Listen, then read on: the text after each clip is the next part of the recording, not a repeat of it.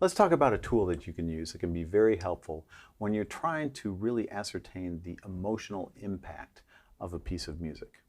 What I'm talking about is observing the kinesthetic responses in human beings. Now, kinesthetics is the study of movement of the human body. What are some kinesthetic responses to music?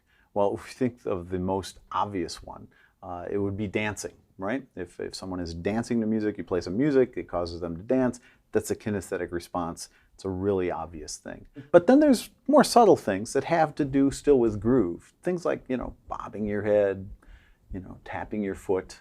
And if you can get people to do this consistently, especially involuntarily, that's a really, really good thing.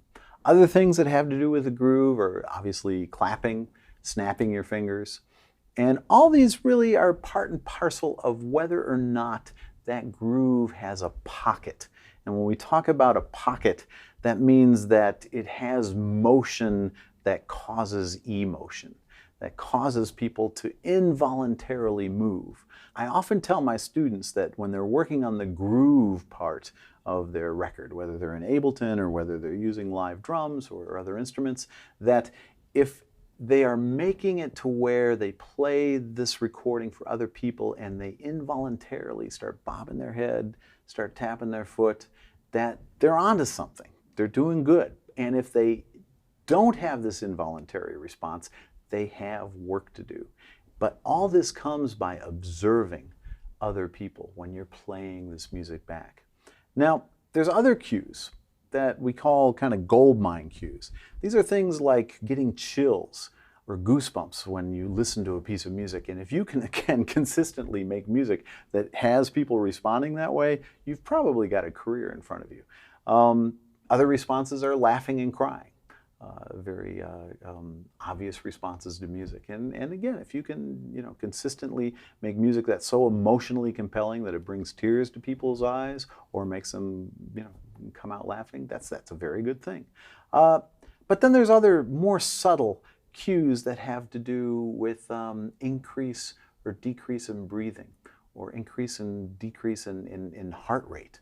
If you ever listen to a piece of music and you've noticed that you haven't breathed for a while, you haven't taken a breath, that can be very powerful. Often when I have students try and record their kinesthetic responses, they might at first say, I didn't really have much of a response at all. But if you really look carefully and observe, sometimes these cues can be very, very subtle, like raising an eyebrow, maybe cocking your head to one side, putting your hand on your face. So it's important to really get in and notice the more subtle cues when you're really trying to get in and ascertain the emotional impact. Now, kinesthetic responses, I gotta be honest with you, this is a secret weapon. If you can learn how to harness this and how to really get your own observation skills heightened, you can come so far so quickly by playing your music for other people and noticing how they respond. When you play live, watch the audience. Are they involuntarily bobbing their head and tapping their foot? That's great. If not, you need to work on your groove. Are they engaged with what you're singing or what you're playing?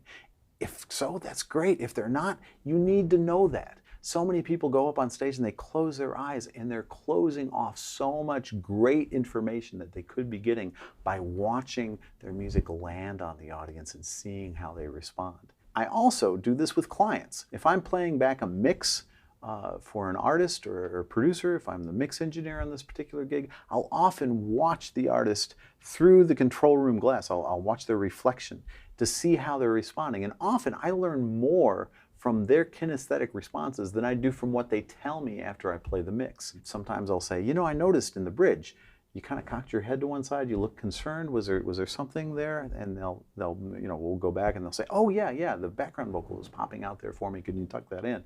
And they may have forgotten to say that. So heightening your observation skills of kinesthetic responses can help you in many, many different ways, as a performer, as a producer, as a composer, as an engineer. So I encourage you to really start developing these skills, both by using your own body as a barometer and also by observing other people.